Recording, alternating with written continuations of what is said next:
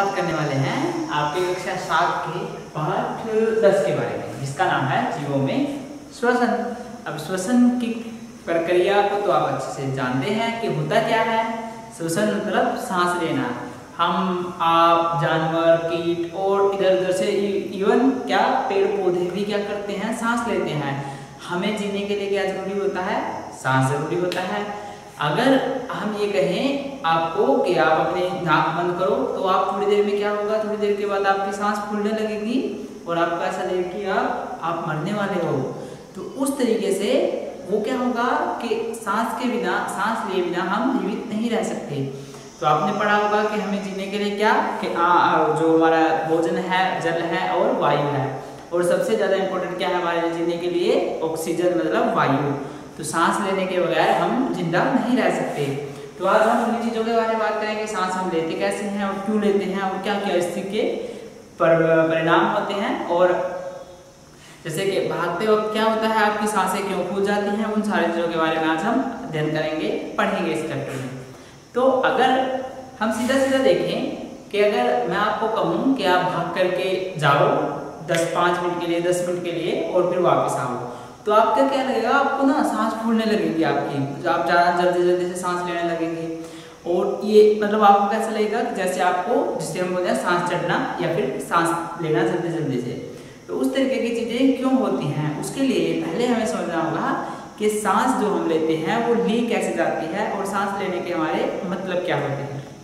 देखिए, जब हम सांस लेते हैं तो हम क्या करते हैं, हम बाहर की वायु को अपने शरीर के अंदर लेते हैं। इतना तो आपको पता है।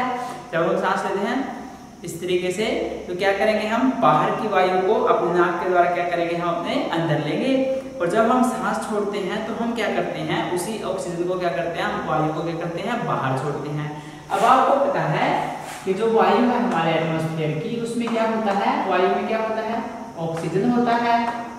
और ये जो ऑक्सीजन होती है ये किसमें सहायता करती है? ये ऑक्सीजन की सहायता करती है आपके शरीर में क्या करने में, भोजन को तोड़ने में, भोजन से ऊर्जा प्राप्त करवाने में।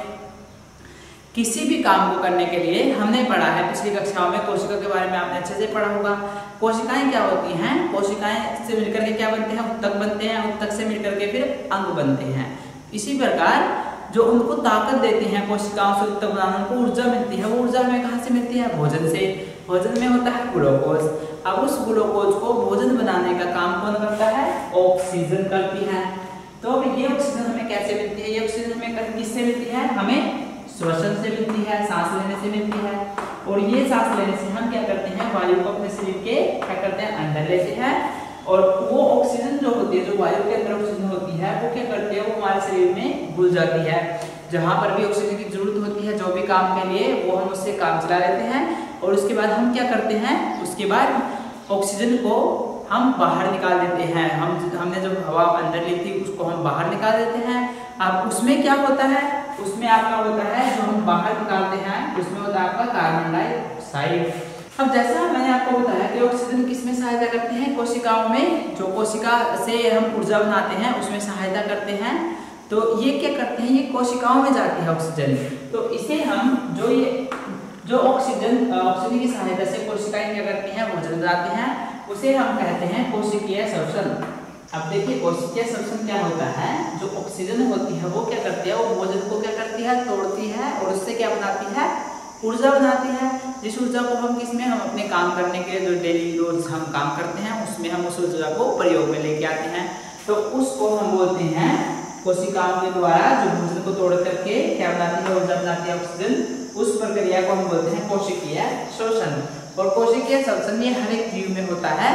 जिस प्रकार के जीव होते हैं जिसमें कोशिकाएं होती हैं, उन जीवों में क्या होता है, कोशिकीय श्वसन होता है।